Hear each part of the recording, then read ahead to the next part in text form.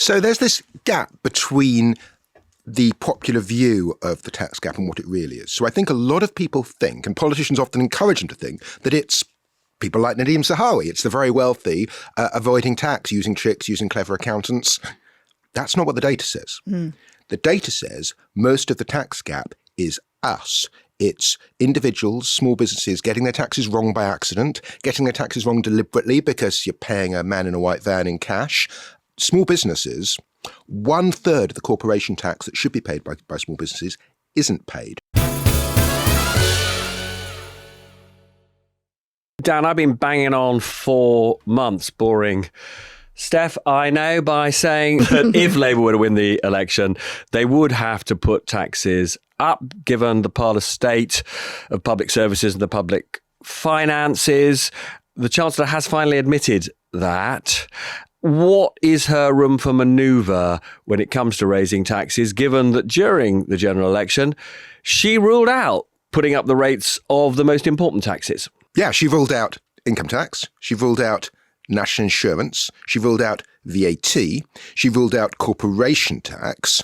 Those four together amount to about 80 to 85% of tax receipts. And where do you think she was on council tax? Because they seem to go back and forth during the election on whether or not they would try and raise additional funds from council tax and indeed embark on what many people would say is a long overdue reform of the system. Now, council tax is a paradox. So actually, it's an easily resolved paradox, but it's a politician's paradox. Because on the one hand, you've got a tax which is based on 1991 valuations. Probably most people listening to this weren't born then. You have a tax which means that if you own a £100 million penthouse in Knightsbridge, you will be paying less council tax than someone who owns a semi in Bolton. Surely this is unsustainable. Can I just ask you a question on that? Is it really true that Buckingham Palace pays less council tax than a semi in another part of the world? Is Okay, that because I read this? You've said it. Yeah. Is it true? So the tax nerds will be angry with me if I just say yes, because Buckingham Palace isn't one residence. It's a whole bunch of different buildings, which is why I prefer to talk about a £100 million penthouse in Knightsbridge. But the Buckingham Palace residence, yes, pays less council tax than a semi in Bolton. Why does that happen? Two reasons. First of all, council tax is capped. The biggest properties in the country don't pay a lot more than the smallest properties in the country. The multiple is only about 3 or 4 times. The first problem. Second problem is that it's based upon valuations and based upon local authority spending, which means that the council tax in Bolton, on average, is always going to be higher than it is in Westminster or Knightsbridge. So those two together mean that, yes, a semi in Bolton, an average house, not the most expensive house in Bolton, an average house will pay more council tax than the most expensive properties in the country. So is it about a re-evaluation or is it about scrapping council tax? What would you do? Revaluation is going to produce winners and losers, and politicians always hate those kind of changes. It's also not going to do anything very dramatic. The better change would be to release the top end of council tax so that if you do own a £100 million property, you pay more than £2,000, £3,000, £4,000 a year. And there's several ways you could do that. You could just add a few more bands, or you could do something more radical. Say I'm a brave politician. I want to do something which is right and might even be popular, but will really annoy some people. What I'd do, I'd abolish stamp duty, which is a terrible tax, a hated tax, a tax that stops people moving. No tax should do that. And I would raise the funds to do that and more by changing council tax. So either everywhere or just at the top end, it's taxed as a percentage of the value of your property. So get rid of stamp duty, put up council tax for the more expensive properties. Yes. And have you run the numbers? Can you net raise additional money doing that? You can, although if you do that, you end up with people who are very important to politicians, by which I mean newspaper journalists, paying more tax when they live in London. And that's what killed Ed Miliband's mansion tax. It was that it was hated by a lot of very influential people. And you'd have the same problem with this. But if ever a government had the mandate, the ability to do it, surely it's this government. So the other part of this is move the journalists out of London. Oh, come to Newcastle. Anyway, go on, Robert. Yeah, that sounds as usual. One of your brighter ideas. I'm definitely going to join you up there. What do you do about the problem of the cash poor, asset rich individual, the person who may well actually just have been a head teacher but bought their house 20 years ago. They're lucky. They live in an area where prices have gone through the roof, but they're never going to be able to pay, this new, much higher rate of council tax on the pension that they've currently got. Do you force those people to sell their properties? Taxes on land value have an amazing degree of support by economists from the sort of Adam Smith Institute on the right, Resolution Foundation on the left. And one of the reasons is that it encourages efficient land use, which is a polite way of saying it forces people to sell if they can't afford to live in a house. Now, they don't always have to sell. You can get a reverse mortgage. You could pay for it that way. But ultimately, so you're going to be paying the tax by borrowing from banks. I don't think and that's then going to be a very interest popular on it. policy, is it? Yeah. Well, it is politically tough, which is why you could end up with the slightly messy outcome of, yes, letting people defer it until the property is eventually sold. But actually, freeing up large houses is something which would be good for the economy, even if it's politically unpopular. So purist me says, no, you just have an annual tax. People will find a way to fund it, or people will have to move. And that is a good thing.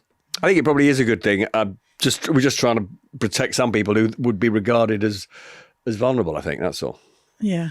Vulnerable but wealthy. They may not think of themselves as wealthy, but if you are asset rich, the other word for that is rich. Yeah, true. Can I ask you about the avoidance evasion of tax? Because that was a big thing in all of the manifestos in the run up to the election, wasn't it? This £36 billion gap between what is owed in tax and what is actually paid. Labour reckon they can get about £5 billion of this through, reforming the system in some way, bringing more people in, using AI and things like that. What do you think to this? Because, you've kind of become famous for catching those people who, some of the people who've evaded tax in your time, caught them out, people who've avoided stuff. What do you think on this? So there's this gap between the popular view of the tax gap and what it really is. So I think a lot of people think, and politicians often encourage them to think, that it's people like Nadeem Sahawi, it's the very wealthy avoiding tax, using tricks, using clever accountants. That's not what the data says. The data says most of the tax gap is us. It's individuals, small businesses getting their taxes wrong by accident, getting their taxes wrong deliberately because you're paying a man in a white van in cash. Small businesses, 1/3 of the corporation tax that should be paid by small businesses isn't. So give us a number for that. How many billions is that? So the small business tax gap alone could be up to sort of 15 billion or more. Wow. And what are small businesses doing either deliberately or by accident that means they're not paying that 15 billion? So some of that is white van man taking payment in cash, which is a hard problem to solve. Some of it is people being sold incredibly dodgy tax avoidance schemes by essentially cowboys, and I've been writing about some of that. Some of it is, it's not really small businesses at all. It's people manipulating the tax system, setting up little companies for the sole purpose of doing that. And so it gets categorized as small company tax avoidance, but isn't really. So there's some solutions here, which I think the government is open to, which involve HMRC doing several different things. First of all, HMRC needs to be better at answering the bloody phone. If you're not there when people need you, people are going to pay the wrong amount of tax. Yeah. And it's hard to overstate quite how bad things are at the moment in that category. The second thing is that HMRC needs to take a different view to the cowboys. Instead of treating tax avoidance as a polite game of cricket where you change the rules, they find another loophole, you change the rules, That's a good way of thinking of it. It's time to treat it as a criminal activity. And to go for the cowboys selling these hopeless tax avoidance schemes using the criminal law, which they could do at the moment, but it's tricky, but you could change the law. And I've written about a couple of ways you could do that in order to make it easier. And if you change the incentives for the cowboys, then I think that would make a dramatic difference to what we see. At the moment, if I sold you a dodgy tax scheme, say I tell you, paint your front door red and you'll be exempt from council tax. And some of the schemes I've seen aren't a lot less silly than that. Wow. You pay me half of your council tax saving. I then run off. A couple of years later, the council comes to you and say, oh, you owe a whole bunch of back council tax. And you then try and find me. But of course, you can't find me. I've taken my fees and I've run off. It was a one-way bet for me. How do you stop people selling these red door tax avoidance schemes? You do it by changing the incentives so that if it goes wrong, they are potentially looking at prison time. And that changes everything. But isn't it a bit like scams where they're actually really hard to catch these scammers because, they've disappeared off, as you say, they've closed that company, opened another one. They're not even in this country to start with. So but that's the difference, you see. So most of the scams, when people call me pretending to be HMRC trying to get my bank account details, they're in Nigeria. Best will in the world, there's not much the authorities can do about that. But when you buy your Red Door council tax avoidance scheme, you're not buying it from someone in Nigeria. You're buying it from a slick salesman in a suit, probably somewhere in London.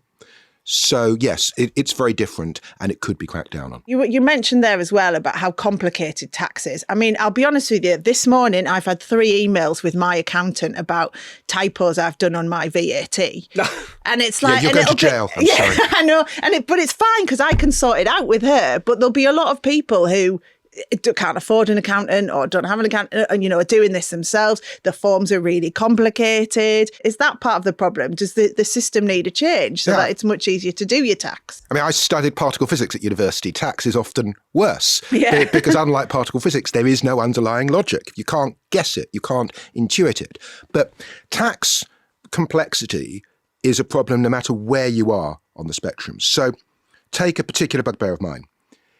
If you earn so little that you're not paying tax, you're earning less than £12,570. Sometimes you could get a request from HMRC to file a tax return. Even though you don't know anything. For whatever reason. Could be an accident, maybe you earned more last year, maybe you've got some self-employment income. Anyway, if you're earning that little, you probably have quite a chaotic life. Many people at that level also have health problems, mental health problems. So say you don't return the tax return. HMRC will fine you £100. That will go up and up, could become thousands of pounds, even though you never actually owed any tax.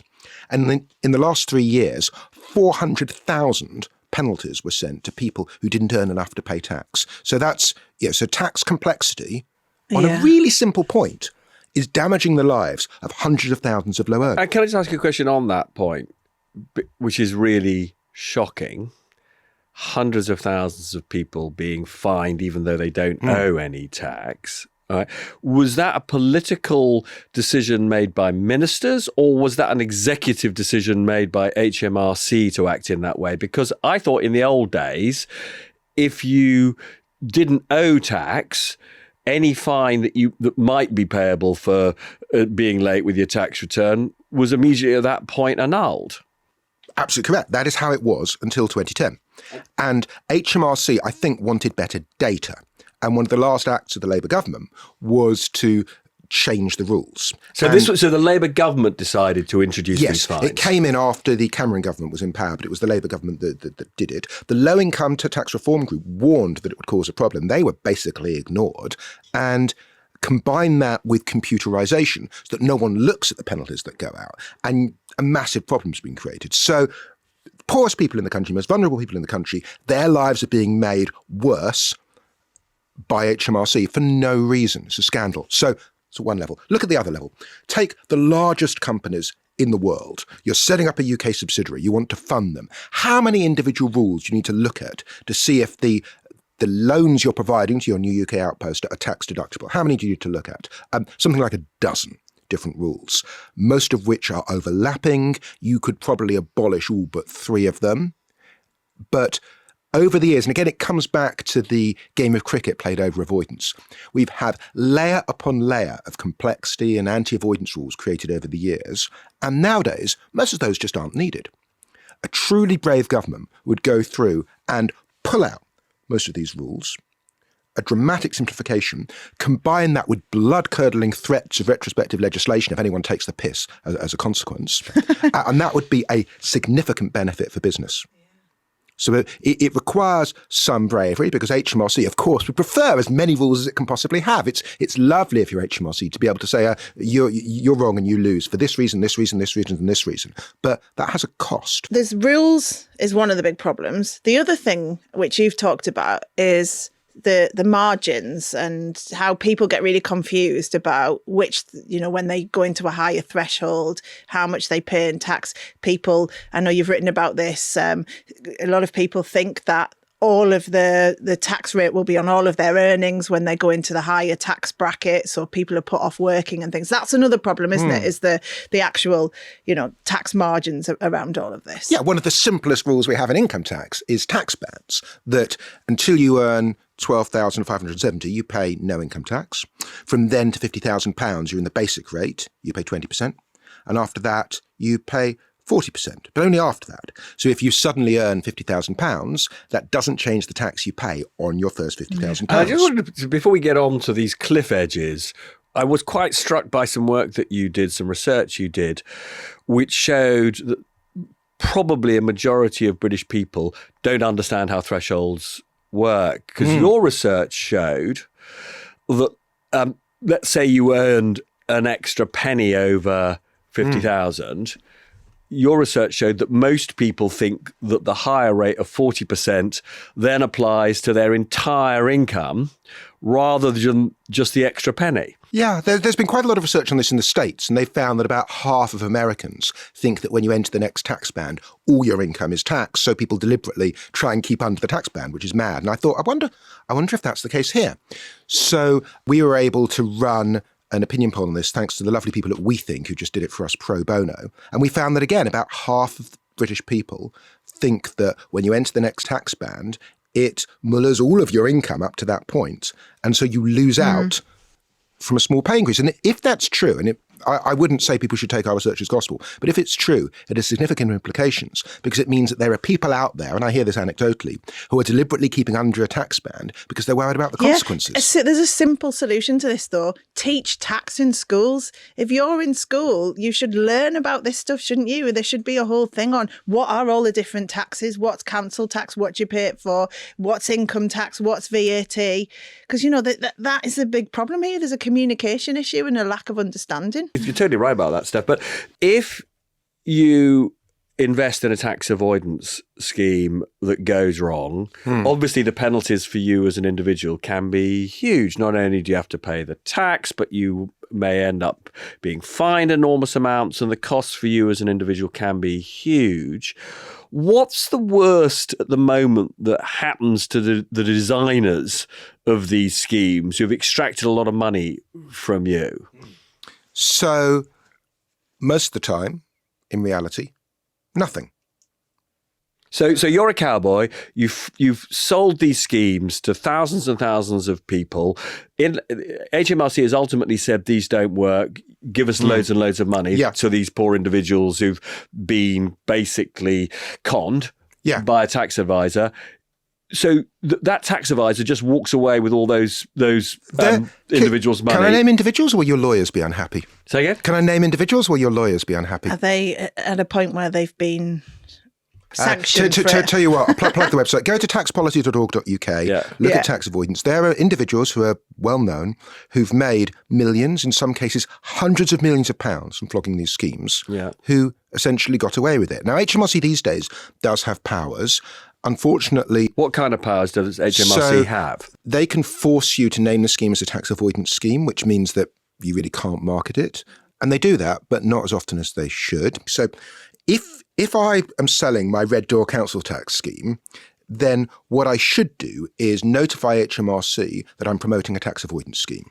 And then I have to tell you, hey, this scheme I'm selling you, by the way, it's a tax avoidance scheme registered with this number. Of course, if I do that, you're never going to buy the scheme. Why? But it's not illegal. Sorry, why will you never buy the scheme once it's registered? Well, I'll ask you. If I promise you I've got a magic way to save you money, you might go for it. If I tell you I've got a magic way to save you money, by the way, it's notified to HMRC as a tax avoidance scheme and you have to put that on your tax return. Yeah, but if you're going to buy the scheme? But it's not illegal, is it? So avoidance isn't illegal, evasion is. So therefore, if you think, well, it's not illegal, I'm just avoiding tax. I think most people would think HMRC will challenge it, and they would be right. I don't know if I agree with that. I think most people would think happy days. I'll just avoid the tax. This is what the people who sell the schemes think. So they go out of their way not to register with HMRC, which is unlawful. HMRC has powers to say, you should have registered it. And then they can get the names of all of the clients. Right. HMRC doesn't always use those powers. Often it uses them too late. It doesn't spot the schemes quickly enough. HMRC has powers even to say, hey, if you promote this scheme anymore, that's now a criminal offence. We've got an example of them trying to do that against probably the most famous tax avoidance promoter in the country, who I won't name, but taxpolicy.org.uk, you can read the details. And they got it wrong. They accidentally designated a company that had been wound up. So HMRC has these powers. They don't use them enough. And sometimes when they use them, they get them wrong. Can I ask you about the people that you've named on the site without naming them? How do they react when you name them? Because this is them taking money that could be used in the public sector to, make our health service better, to make education better. Do they not feel any guilt, or do you not get any? None whatsoever. See, that None pisses whatsoever. me right off. Yeah. But for some of them, it's a game they enjoy. Some of them just don't care. Some of them have very convenient political views that mean that they think it's a legitimate game to play. Some of them think money paid to government is wasted. But sorry, I know this may sound like it's that obsession on my point, but I just want to be absolutely clear. Right, you've got this cowboy. He or she hasn't registered their scheme. They've extracted millions from individuals in fees, right? HMRC determines that this is improper, right? Does HMRC have the power itself to fine? Does it have to go through the courts? Can these people go to prison? What are the sanctions? So there was a company that promoted a scheme recently, and I'll name them because this was a court case, called Hyrax, and they didn't register the scheme with HMRC. HMRC designated it. The company appealed. The company ran some truly terrible arguments and lost, and so they were hit with a £1 million fine. No, they'd made a lot more than £1 million. They were hit with a £1 million fine. The company reacted by going bust and paying nothing. Yeah. So they've got away with it.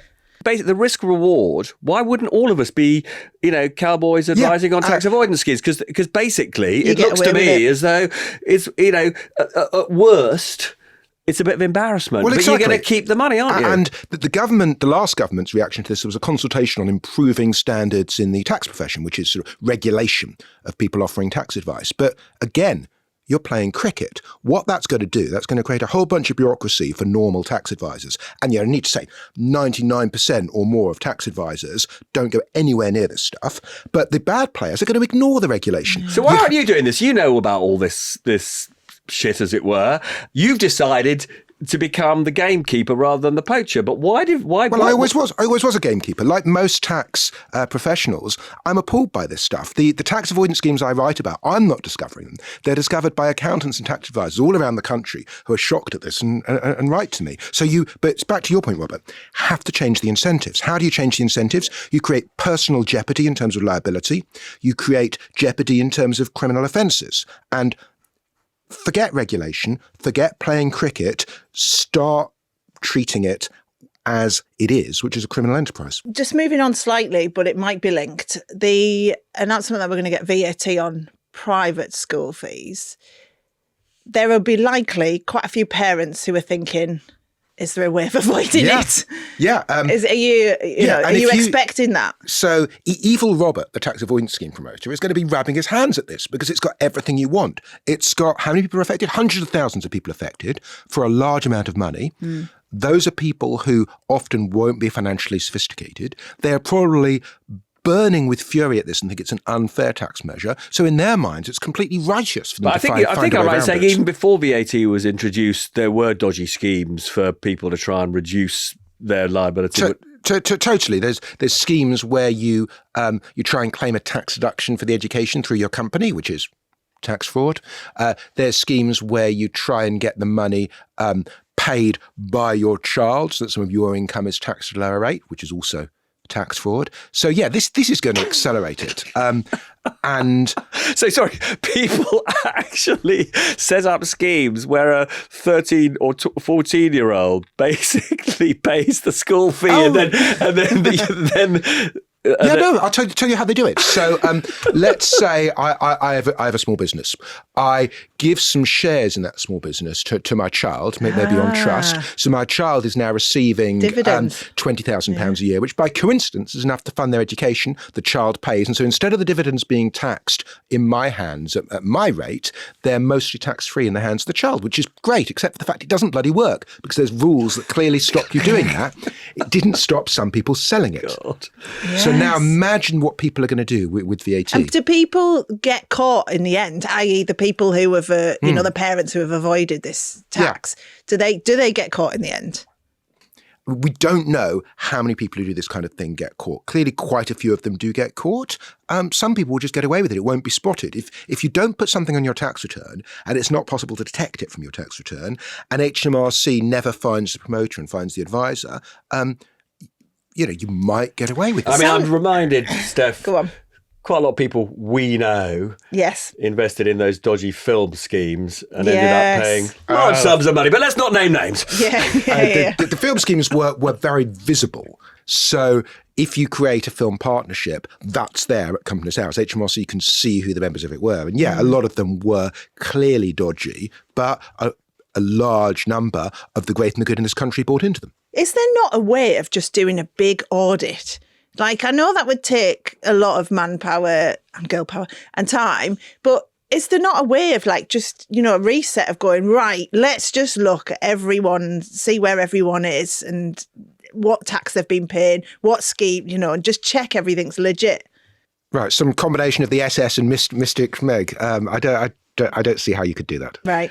Now, can I ask you, since we've mentioned VAT, you propose something which definitely goes against the prevailing, what you might call political narrative, which is you think, as I understand it, that the threshold for paying VAT should be reduced.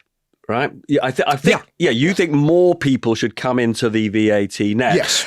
Now, I say it goes against the political narrative because one of the things that the Tories put in their manifesto was they wanted to increase the threshold and take people out of small businesses, out of paying VAT.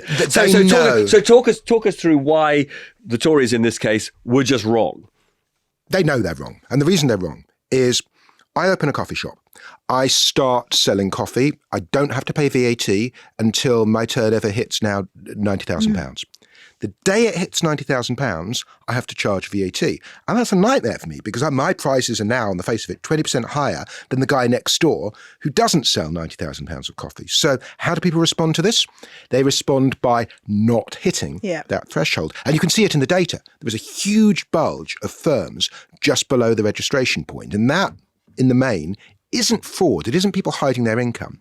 It's people deliberately going on holiday, not opening another branch, not taking on an apprentice. And that just not being ambitious. Ambitious. So we are intentionally, by policy, putting a brake on the growth of small companies. And so just to be clear, if you are a government, and this government claims to be totally obsessed with growing the economy, actually what you would do is you would bring many more people. You just, bring it down to 30,000 or 50,000? What would you bring it down to? You bring it down to an amount where you can't earn a living on that. So you're not taxing hobby businesses. Everyone else gets taxed. That's what Germany does. So what level is that? Germany has a far more thriving small business sector than here. So what level would that be? 15, 20,000 like that. And you sugar the pill. How do you sugar the pill? First of all, you make absolutely sure that you have APIs so that app developers can make beautifully simple VAT compliance apps for small business and micro businesses. Yeah. Second thing, every pound of revenue that the government gets from this should go back in reducing the rate. So it's clear to everyone this is not about government raising tax. This is about doing the right thing. And you should have support from economists, again, across the political spectrum on this. Once more, the Adam Smith Institute were some of the first people to write about the danger to growth of the VAT threshold. It's supported on the left. It's people who are interested in tax policy and politicians, certainly the last government, know that this is a problem. It's just a matter of having the guts to come out and do something that, on the face of it, is politically a bit treacherous. And we should just because not everybody will understand, when you talk about APIs, what you're basically saying is you develop very, very simple programs where all your bits of income get put into a database in a very user-friendly kind of way. And at the end of it, every 3 months up pops your VAT liability. And it requires almost no additional work for you as a small business at all. And yeah, I'm not an expert in the nuts and bolts of how these systems work. The basic idea is government shouldn't go out there trying to develop apps. Governments don't develop apps. No, government should create interfaces, APIs that enable third parties to develop apps and compete and find fantastic products to help small businesses. But you can only do this if you make it easy for small business to comply. That comes back to my point earlier about my own VAT, about if it was, as you say, if you just put in all your stuff and it automatically did it for you, rather than you collecting all the data, then having to go in and put it all in these complicated forms and things. It's that interface between the two. But you have it easy because everything you do, I expect, is vatable. If you are a small business, it's much more complicated. Yes. If you're selling food, what's confectionery? What's taxed at 20%? What's zero rated? It's really hard. The rules are a nightmare. And again, this requires a degree of political bravery that I think is probably utterly unrealistic. But we should be scrapping these special VAT rates. It'd be a massive simplification. At the same time that you do it, you'd increase child benefit, you'd increase benefits, cut taxes on the low paid so that most people were unaffected.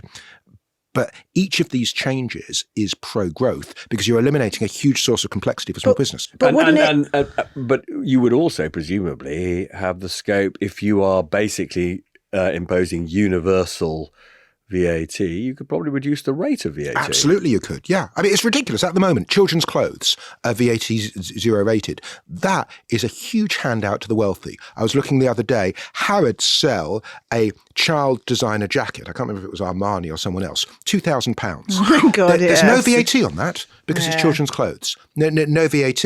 And I bet the large size of that are in fact bought by relatively short women, because that happens with a lot of children's clothing. I must have come across. Well, I buy kids' trainers actually. Tax avoider. Yeah, because tax avoider. Yeah, I've got. I love the way you looked at my feet. Because they don't look unusually 5.5. I'm a 5.5, and normally kids is like up to 6. So yeah. Let's scrap the VAT. I'm a tax avoider. You're a tax avoider. You're a VAT dodger. Yeah. Right. Here's a solution. You scrap the zero rate on children's clothes. You increase child benefit commensurately for the average spend on children's clothes. Job done. Yeah, sounds very sensible, all of this. Can I just ask, though, just coming back to the VAT point, would it not push more people into cash and more, people just trying to do jobs for cash rather than putting it through the system? I mean, that is a problem at the moment, but it's something which HMRC can catch. You can, but businesses are visible. You can see the shape of their turnover. HMRC is pretty good at spotting suspicious patterns. And can I ask one other thing? Because you mentioned hobby, people doing, hobby things and making money. There's been a lot about the tax for gig economy workers, hasn't there? So, all this kind of communication came out before Christmas about people who, sell things on Vinted or eBay. Yeah. People who are, working as an Uber driver. A whole bunch of hysteria, yes. And it did cause, I am a Vinted fan, but it did cause mass panic amongst the WhatsApp groups about, are we all going to have to pay tax? Well, again, you're a now? Tax avoider and you should check into jail straight after this. But there was a spectacularly bad communication, I can't remember who it was from, which suggested that if you sell stuff on eBay, you should be paying I think it was Jeremy Hunt, wasn't it? I think there's a pretty clear gap between people who sell stuff on eBay or wherever because they have spare stuff and people whose business is selling stuff on eBay. And you know which one of those two you are. Yes. But the communication of it was terrible, though. So everyone suddenly had a panic and stopped, doing what was bringing in a bit of extra income in the cost of living crisis. We've got a budget coming on October the 30th. As we've said, Rachel Reeves has finally admitted she's going to have to put taxes up. If she's going to do some kind of squeeze, she still may need to find taxes of, 15 to 20 billion, right? It's possible. Per year. Yeah. Per year, right? 15 to 20 billion of additional taxes per year, right? Given what she can't do, which we've discussed, income tax, corporation tax, VAT. She can't because she made promises in the election. She won't do any of that. Where would you think she could sensibly find the money? We've talked about council tax already, right? But it's not going to do the whole of that. You've talked about, in a radical world, which I happen to agree with, that we should be doing a land tax. I do agree that a land tax, it's sort of mad that we don't have a land tax in this country because it's the one kind of capital that you can't shift abroad. You can't dodge it very easily. What about pensions, for example? What about capital gains tax? Are there things that she should be doing when it comes to pension tax? or rather, not pension tax, but are there things she should be doing to reduce the allowances that people get when they save for a pension? And do you think the capital gains tax system should be reformed? So raising 20 billion is going to be challenging, given that she's ruled out all but about 150 billion of taxes from rises. So you can scrabble around and find a bit here and a bit there. Let's see what scrabbling we can do. So 150 billion is not a lot. No, it's not. And actually, let's say 20 billion out of it. And actually, a lot of that you're not going to touch either. So if in fact she's not touching council tax, scratch that off. Air passenger duty, she's probably not touching that. Insurance premium tax, she's probably not touching that. Suddenly you end up trying to raise 20 billion from a really quite small amount. And it's hard. So what can we do? Pensions. You can raise a couple of billion if you limit pension tax relief to 30%. And there's an obvious political argument for that, which is why should someone earning huge amounts of money get a 45% tax relief on their pension contribution? And just to be clear, that's only 2 billion a year in your estimate. I think it's a couple of billion. The counter argument, though, is people put money into their pensions and they get tax relief on the way in. When they get money out of the pensions, they're taxed on that at their full rate. So is someone on a high income going to continue making pension tax contributions, getting 30% relief, if they think they're paying tax at 40% or 45% on the way out? And the answer may be no. So you need to think quite carefully about the second and third order effects of this, tax and non-tax, before you do it. It's not that attractive to me. What you're basically saying is it's in the interests of the UK to encourage people to save for a pension. You would be introducing disincentives to do that. Yes, or even people they may save in other ways. Those people may be using their ISA to full already. They may go into venture capital trusts. There's a whole bunch of other options they have. And so you may end up raising less tax. You mean there may be ways of avoiding is a tricky word, but avoiding this basically. Just choices. I think avoidance is a funny old word because if I buy cooking chocolate rather than Cadbury's, I am avoiding paying VAT on it. Obviously, that's not tax avoidance. I think tax avoidance means you're doing something naughty that Parliament doesn't intend. So choosing a venture capital trust rather than a pension. I think it's very naughty buying cooking chocolate. I've got to be honest with you, Dan. I'm shocked that you do that. I would never do such a thing. Something else we could do around pensions, inheritance tax. There's this weird rule that if I die, my wife inherits my pension free of inheritance tax. But if I die when I'm over 75, she pays PAYE on my pension, most of which would end up being at 45%. So hang on. Instead of inheritance tax at 40%, there's nothing unless I'm 75, and there's 45% after that. Yeah. What the hell is all that about? Well, exactly. So it's really unclear why pension should have that. And a cliff age on your age is madness. Yeah. I mean, I bet there's a famous American study that shows that people's time of death can be affected by estate taxes in America. So I bet we'll find that people dying before or on age 75 is statistically anomalous because of this tax change. I'd love it if someone did that. People are choosing to die shortly before to save their spouses from... Everyone listening to this should Google to a paper called Dying to Avoid Tax, which looks at the US effect. And there's several theories for why it happens. One theory is people were bumping off granny on either side to get the better tax treatment. Another is that people were writing down the wrong date of death. Another is that people were dying early or late, just holding on or letting go because they wanted to help out their family, but there was an effect. Oh my goodness! But then let's. Sorry, that was a diversion. So let's talk about capital gains tax then, because lots of people we know, rich people, basically convert their income into capital in order to avoid that word again, paying the higher marginal rates of income tax. That looks like something that is bad for the government, bad for all of us as users of public services because it deprives us of income. But are the sums of money huge in terms of conversion of income into capital and therefore you might call cynical manipulation of the capital gains tax system? Big problem with capital gains tax. Maybe you should stay at the outset. What's the difference? The difference is the top marginal rate of income tax is 45%, 47% if we include national insurance. Top rate of capital gains tax is 20%. Massive difference. There are, however, two types of capital gain. First type is, I'm starting a small business. I invest £100,000.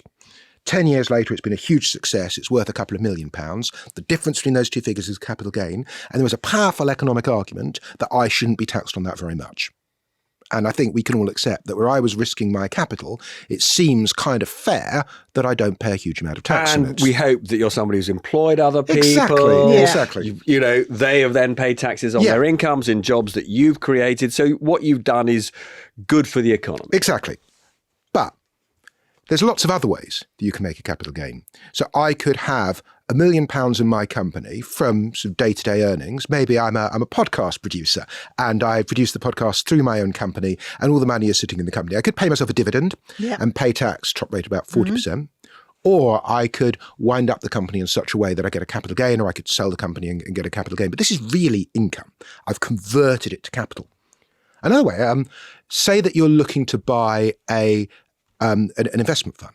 You could buy an investment fund that pays you dividends, or you could buy an investment fund where you expect to have capital growth. You'll pay a lower rate on the second one. Now, in these cases, it's not clear why economically or societally we should be taxed at a lower rate. But it's very hard to draw rules that separate those two cases. So with capital gains tax, if we raise the rate too much, we're going to cause bad effects to the good stuff. We're also going to see people avoiding capital gain by not selling. So Nigel Lawson, in his famous 1988 budget, probably the biggest tax-cutting budget in the country's history, he raised the rate of capital gains tax from 30% to 40%. What you saw after that was a big fall in capital gains receipts. Why?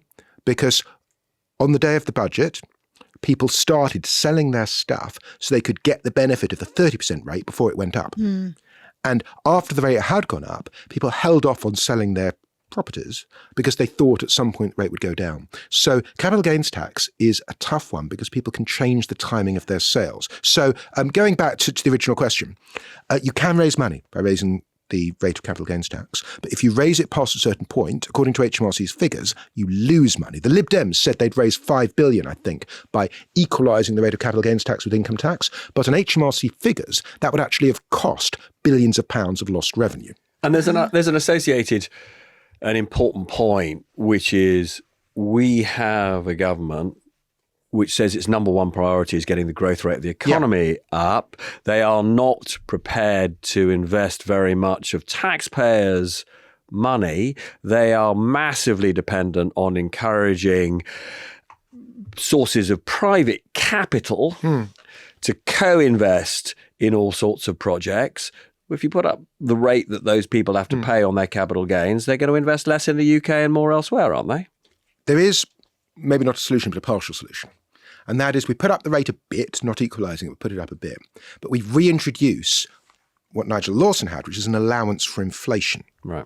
So today, if I invest £100,000 and sell for £200,000 in 10 years' time, that probably means I haven't made a gain. That's probably just the effect of inflation, but I still pay tax on it. If you create an allowance for inflation, then people who are making real investments benefit, but people who are magically converting income into capital won't benefit because they didn't make an investment. So I think that's probably the best answer here, but it wouldn't raise much money. Yeah, and it makes things more complicated again, Not doesn't really, it? not really. I mean, back in Nigel Lawson's day, people did complain that the allowance for inflation called indexation allowance, that was complicated. But today, when you're entering figures into a computerised tax return, the computer can calculate the inflation effect like that. Yeah, so I'm conscious of time. Before we wrap things up, is there anything else you would do then that we haven't mentioned in terms of if you were the Chancellor and you had to make big tax decisions? I would abolish one tax. I would abolish stamp duty. Not the stamp duty on land that everyone's familiar with, but stamp duty on shares, on securities. We have a higher rate of tax on securities than any other country in the OECD, except I think Ireland. We apply it to more stuff than any other country in the OECD. There's good reason to think that if you abolish stamp duty, you'd actually make more tax in terms of the growth effects, in terms of capital gains tax. Well, we've talked a lot on this show about how UK-listed shares have been relatively undervalued for years and years and years now, how the London Stock Exchange has performed okay recently, but for years it underperformed other stock markets. Some of this was the Brexit effect, and that means that the cost for companies of raising money, cost of capital for companies is higher. And you're saying if you abolish stamp duty, basically businesses would be able to raise capital on the stock market at a better price, and that would be good for not only them but for the growth of the economy. There's an IFS paper on this, which I may have this figure wrong, but I think says that the cost of capital will be reduced by about 5% if you abolish stamp duty. So instead That's very significant. It's significant. So instead of ugly, expensive sticking plasters like the British ISA of the previous government, do something much simpler and much more economically beneficial and tax simplification, abolish stamp duty. Possibly this is a Nixon goes to China thing, that no Conservative government could do something that could be portrayed by populists as a handout to the rich, but maybe Rachel Reeves could. So let's do that. And then finally, because I think unfortunately we're slightly out of time, it sounds to me what you're saying is that Rachel Reeves is effectively stuffed, and this is essentially a problem that she brought upon, or she and Starmer brought upon themselves in the way that they box themselves in on tax during the general election. That, you know, what you're basically saying is she can't raise enough money to avoid what many people will see as a degree of austerity in public services. She's just going to have to cut public spending because she can't raise enough from taxes. I think she can scrabble here, scrabble there, raise maybe 10 billion from lots of odds and sods, little tweaks to inheritance tax here, capital gains tax here, corporation tax there, anti-avoidance there. I think she can probably raise 10, 20 might be possible, but not easy, and may come at the price of some more complexity. They didn't rule out these tax increases because they're stupid. They did it because they believe, and I think they're right, there's no public appetite for tax increases. We did some polling. We asked people, do you think taxes should be increased to pay for more spending on the NHS? About half the public says yes. We then asked just the people who said yes. We said, would you personally be willing to pay more tax for that? 80% said yes. We then asked a question which, bizarrely, no one else seems to have asked, which is how much extra tax per year would you be willing to pay? 60% of people aren't willing to pay more than 100 quid a year in additional tax. And that's not going to make much difference. Brilliantly, if you look at people earning 60 grand or more, a third of them aren't willing to pay more than 10 quid a year in additional tax. So I'm pretty sure that whilst no one else has been doing public polling on this, Labour absolutely did polling on these kind of questions and saw that there was no public appetite for additional tax. So I'm afraid the problem again is us. As long as we think we can have, as long as we are believers in cakeism and want better public services without paying tax for it, then the politicians will do what we're asking and we'll end up in an unhappy place. Which seems like an appropriate and slightly depressing moment to wind up, but it does imply, as we'll all have noticed, lots of room for us to discuss these issues in, because we all think we deserve better public services, but obviously as a nation we haven't remotely got a consensus about how we fund them. Yeah. But it's been fascinating, Dan. Thank you. We've covered absolutely loads there. And I'm sure if you will come back again, there'll be more to ask you. We'd love to. As things run on. But thank you very much, Dan. We appreciate it. That was terrific. Thanks. That's it from us at The Rest Is Money. Bye-bye. Goodbye.